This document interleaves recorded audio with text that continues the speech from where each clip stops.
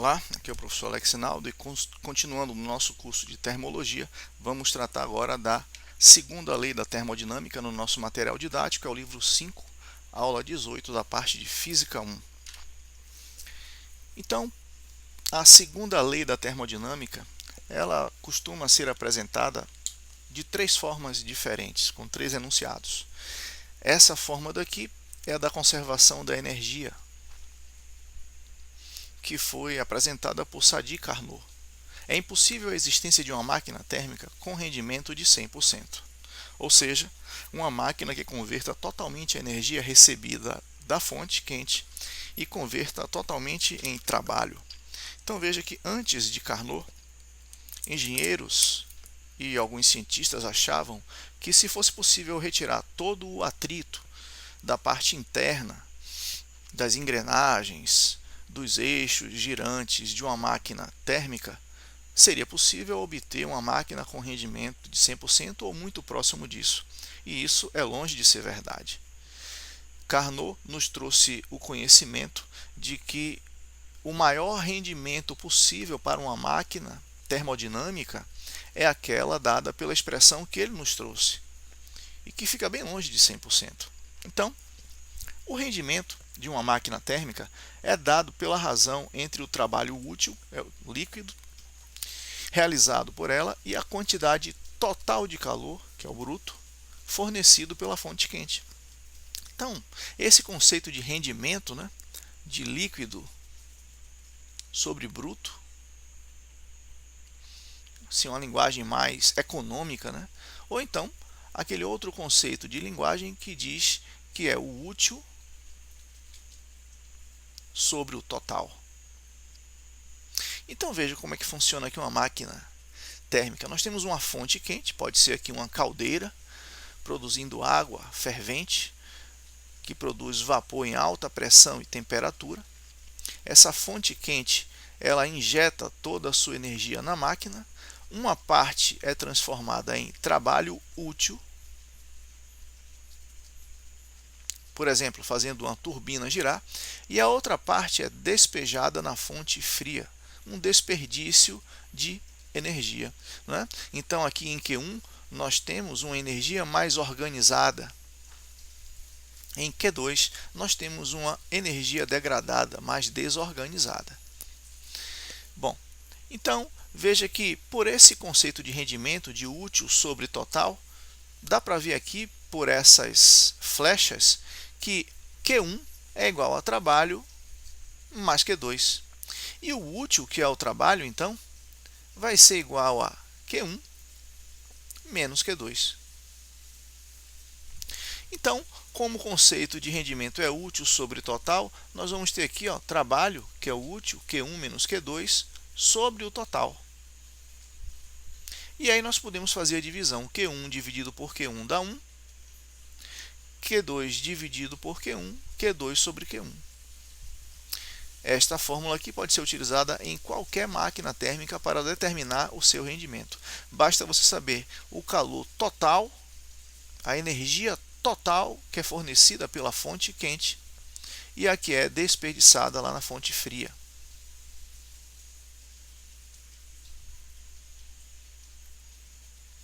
Do lado de cá é a fonte quente.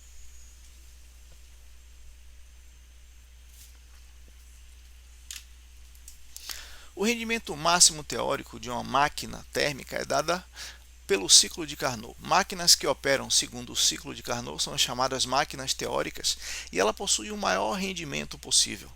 Então, o maior rendimento possível teórico para uma máquina térmica é dada pelo ciclo de Carnot. E mesmo essas não atingem 100%. O ciclo de Carnot é dado por uma transformação gasosa cíclica, composta por duas isotermas intercaladas por duas adiabáticas. Então, o calor ele vai ser passado em estágios, fazendo com que o gás mude a sua configuração. Nós vamos ter uma expansão isotérmica. Veja que do ponto A para o ponto B, nós temos uma expansão em cima de uma mesma temperatura. um aumento de volume, que é aquele momento ali que o pistão está descendo. Depois nós temos mais uma expansão de B até C, que é uma expansão adiabática.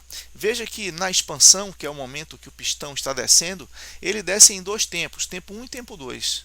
O primeiro tempo é a expansão isotérmica e depois a expansão adiabática.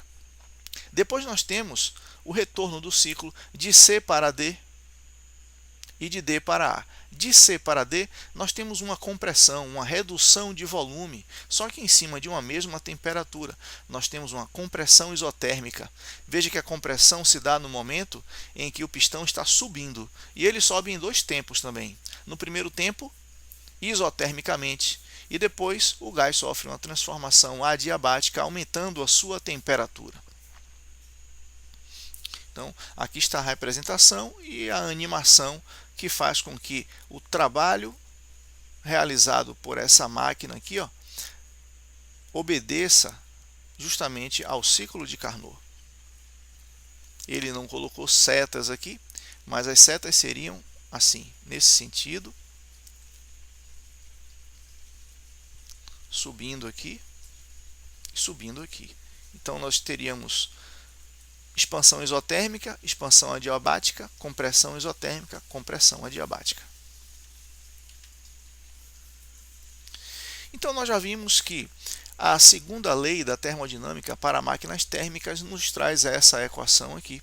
A quantidade total fornecida pela fonte quente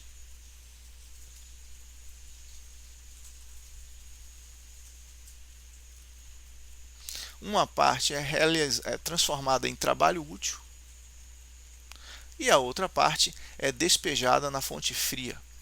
Na fonte quente você tem uma energia mais organizada. O gás está em alta pressão, então ele está sendo guiado, vamos dizer assim, por uma tubulação para que entre em contato com as partes de um rotor, por exemplo. Do outro lado você tem desperdício de energia, porque uma parte aqui desse calor vai ser trocado com a atmosfera. Então você vai ter uma energia mais desorganizada. Veja que, por exemplo, nós temos aqui a seguinte situação. A fonte quente seria uma caldeira que está fazendo com que a água entre em ebulição. Essa água entrando em ebulição vai produzir vapor em alta pressão e temperatura. Esse vapor em alta pressão e temperatura vai empurrar o rotor, que vai começar a fazer aqui um giro, que é o trabalho útil que ele tem que fazer. Mas esse giro só acontece porque a pressão na parte superior das pás do rotor é maior do que a pressão na parte de trás. E essa diferença de pressão se dá por quê? Porque essa parte aqui do rotor, ela faz parte de um sistema de arrefecimento, ou seja, de resfriamento. Então, vai sugar calor das partículas do vapor, que vão ficar menos energizadas e vão até se liquefazer, sendo recolhidas no condensador e novamente impulsionadas para a fonte quente. Então veja que é realmente necessário, para que uma máquina térmica funcione, que exista uma diferença de temperatura perceptível ali entre a fonte quente, que tem essa temperatura θ da fonte quente, e essa daqui menorzinha da fonte fria. É justamente essa diferença de temperatura que faz com que o trabalho aconteça. O trabalho representado aqui, por esse giro desse rotor. Ok? E se a máquina estiver operando de acordo com o ciclo de Carnot, nós já vimos que o rendimento pode ser dado por essa expressão aqui. Então nós temos que a expressão geral do rendimento das máquinas pode ser descrito de outra maneira se a máquina opera segundo o ciclo de Carnot. Então podemos fazer aqui a comparação do Q2 sobre Q1 igual a T2 sobre T1. Se você quiser isolar os elementos de mesmo índice, então você pode ter Q1 sobre T1 igual a Q2 sobre T2. Veja que isso só é possível em máquinas que operam segundo o ciclo de Carnot. Eficiência de uma máquina refrigeradora. Neste caso, as custas de trabalho realizado por um sistema baseado em compressor condensador, a máquina retira calor da fonte fria e despeja calor na fonte quente, seguindo um sentido de fluxo de calor contrário ao sentido natural. A segunda lei da termodinâmica também tem uma outra redação dada por Clausius, que diz que o fluxo de calor ele flui espontaneamente da fonte quente para a fonte fria, e não o contrário. A primeira lei da termodinâmica, que trata apenas da conservação da energia, não determina a orientação desse fluxo. A segunda lei da termodinâmica, segundo a redação dada por Clausius, determina que o calor flui sempre da fonte quente para a fonte fria em processos espontâneos, naturais. Mas no refrigerador acontece o contrário.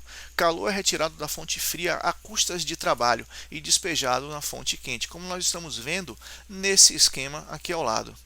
Bom, agora,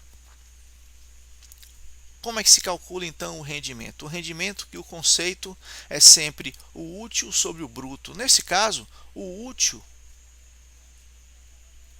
é o resfriamento dessa parte aqui da fonte fria do refrigerador.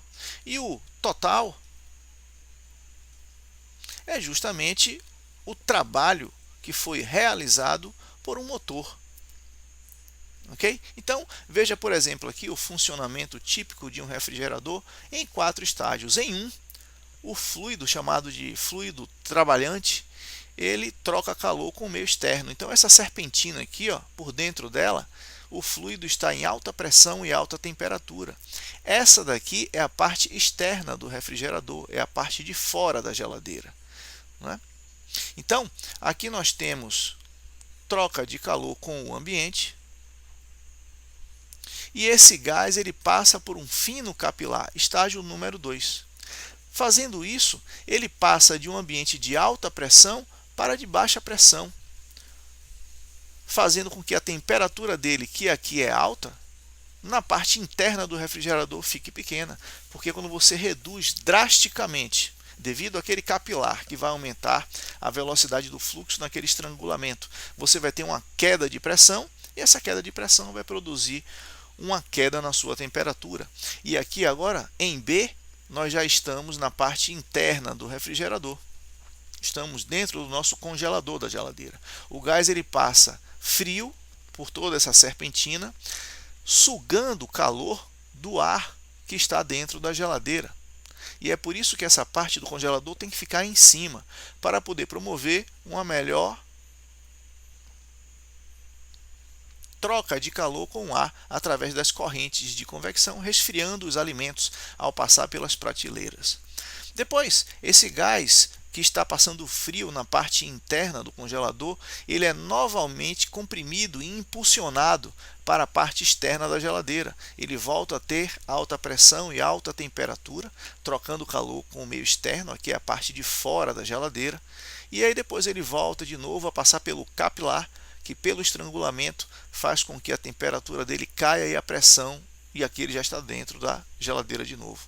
Então esse é o funcionamento típico de um refrigerador. Veja que tudo depende do trabalho realizado pelo compressor para retirar calor da fonte fria e despejar calor na fonte quente, em desobediência à segunda lei da termodinâmica, que diz que o fluxo natural é do quente para o frio. Uma outra redação que é dada para a segunda lei é a da entropia, que fala sobre a tendência dos processos naturais em aumentarem o seu grau de desorganização. Então, em processos naturais, a energia de alta qualidade tende a transformar-se em energia de qualidade mais baixa. A ordem tende para a desordem. O aumento de entropia, ΔS, de um sistema pode ser calculado pela razão entre o calor adicionado. Então, observem aqui, ó, é calor adicionado que produz uma variação de entropia maior do que zero, aumenta o grau de desorganização, justamente porque você vai estar injetando calor no sistema. né? E isso vai produzir então aumento da entropia. Então, para você calcular esse aumento de entropia, você deve fazer a razão entre o calor adicionado e a temperatura absoluta na qual o calor foi adicionado. Aqui está a fórmula da entropia. Dentro do sistema internacional, então, a unidade de medida para o calor injetado, joules, e a temperatura, Kelvin, joules por Kelvin. Veja, por exemplo, o caso do derretimento de 10 gramas de gelo a 273 kelvins, ou 0 graus Celsius, sob a pressão de 1 atmosfera. Nós sabemos que o calor latente de fusão do gelo é de 80 calorias por grama. Então, a quantidade total de calor que tem que ser fornecida para derreter essa massa inteira é ml. Então, a quantidade de calor deve ser 10 gramas vezes 80 calorias por grama. Então, a quantidade é de 800 calorias. Então, o que nós vamos fazer? Determinar aqui o aumento da entropia desse sistema. Foi só pegar aqui, 800 calorias, que foi o calor injetado no sistema, e dividir pela temperatura absoluta na qual aconteceu essa injeção. Nós sabemos que uma caloria é igual a 4,18 joules, então basta multiplicar 800 por 4,18 para termos aqui já em joule. E isso vai dar 12,2 joules por Kelvin. Veja que, apesar do gelo estar a 0 graus Celsius, ou 273 kelvins, e a água, que é fruto do derretimento desse gelo, também ela é produzida a 0 graus Celsius, apesar das temperaturas serem iguais, houve aí um aumento de entropia, que é um aumento de desorganização do sistema. Veja que o gelo é mais organizado do que a água líquida. O gelo tem forma própria. As moléculas vão estar organizadas segundo as ligações dadas pelas pontes de hidrogênio. Elas não vão ter poder de translação dentro do corpo do gelo, elas têm energia vibratória em torno de um ponto. Já no estado líquido, essas moléculas de água, elas vão poder fazer translação, elas vão ganhar energia cinética de translação. Então é um sistema mais desorganizado, mais bagunçado fisicamente, vamos dizer assim. Então veja que realmente é por isso que nós podemos dizer que a água, que é fruto do derretimento do gelo, essa água a 0 grau, apesar de estar na mesma temperatura, tem uma energia interna maior do que o gelo a 0 grau, justamente porque o grau de entropia aumenta no estado líquido em relação ao sólido. Vamos para as atividades de sala, então, dessa parte e finalizar esse vídeo de hoje. Questão número 1. O gráfico ilustra as alternâncias entre transformações isotérmicas e adiabáticas em um ciclo de Carnot. Então, se é aqui dado o ciclo de Carnot, nós sabemos que temos duas isotermas intercaladas por duas adiabáticas. E ele quer saber o seguinte: os trechos de C até D e de D até A representam, de C até D, representa uma redução de volume. Veja que aqui nós temos volume Vzão, aqui nós temos um volume menor. Então, isso é uma compressão que se deu em cima de uma linha a uma mesma temperatura. Então, é uma compressão isotérmica. E depois, nós tivemos uma compressão. O gás saiu desse volume V para um volume menor ainda. Então, nós temos aqui uma compressão adiabática. Compressão isotérmica, compressão adiabática, que naquela figura que nós vimos representa a subida do pistão. Então, compressão isotérmica primeiro, de C a D, depois de DA, compressão adiabática, letra D. De acordo com as leis da termodinâmica, deixa eu trocar aqui a cor do pincel,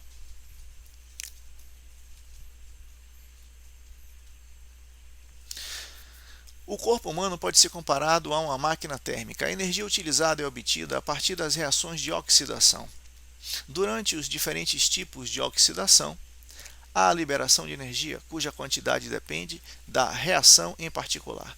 Considerando a situação na qual, em um dia, determinada pessoa consome 2.400 quilocalorias de energia e dissipa, através da respiração e da pele, 4.800 quilocalorias. para o ambiente. Pode-se afirmar que o rendimento dessa máquina humana foi de quanto? Então veja, esse valor aqui, que é o total consumido, em uma máquina térmica, nós chamamos isso de Q1, calor fornecido pela fonte quente. Enquanto que a energia dissipada, e ele diz aqui através da respiração e da pele, através do suor principalmente, nós temos aqui a quantidade de calor que foi despejada na fonte fria, Q2. Então, o rendimento de uma máquina térmica é dado assim, 1 menos calor despejado na fonte fria sobre o calor total fornecido na fonte quente. Então, o rendimento vai ser 1 menos 480 quilocalorias e embaixo 2.400 quilocalorias. Isso vai dar 1 dividido por 0,2. Então, isso vai dar um rendimento de 0,8 ou 80%. Questão número 3. Então, aqui, ó, letra D. Questão número 3. Uma máquina térmica opera em ciclos de Carnot entre duas fontes. A fonte fria possui temperatura de 27 graus Celsius e a fonte quente 127 graus Celsius. Então, a primeira coisa, já que estamos falando de termodinâmica, é trabalhar com temperatura absoluta. A temperatura em Kelvin é igual à temperatura em Celsius mais 273. Então, nós vamos ter aqui a temperatura da fonte quente igual a 127 mais 273, dando então 400 Kelvin. E a temperatura da fonte fria, nós temos 27 mais 273, dando então 300 Kelvin. Bom, como ela opera segundo o ciclo de Carnot, nós podemos calcular o rendimento tomando como base essas temperaturas. Então, fica 1 menos T2 sobre T1. Então, o rendimento vai ficar 1 menos temperatura absoluta na fonte fria, 300, sobre temperatura absoluta na fonte quente, 400. Então, isso daqui vai nos dar um valor de 0,25. Bom, 0,25 então é o rendimento. Como o rendimento de uma máquina térmica qualquer é dado por 1 menos Q2 sobre Q1, nós podemos pegar esse 0,25 e colocar aqui. E aí vai ser 1 menos Q2, e o Q1 ele forneceu. Ele recebe da fonte quente 800 calorias. Ok? Então, aqui nós vamos ter 200 igual a 800 menos Q2. E aí vamos ter que o Q2 vale 600 calorias. Ok? Então, 0,25 e 600. Letra B. A última questão dessa parte.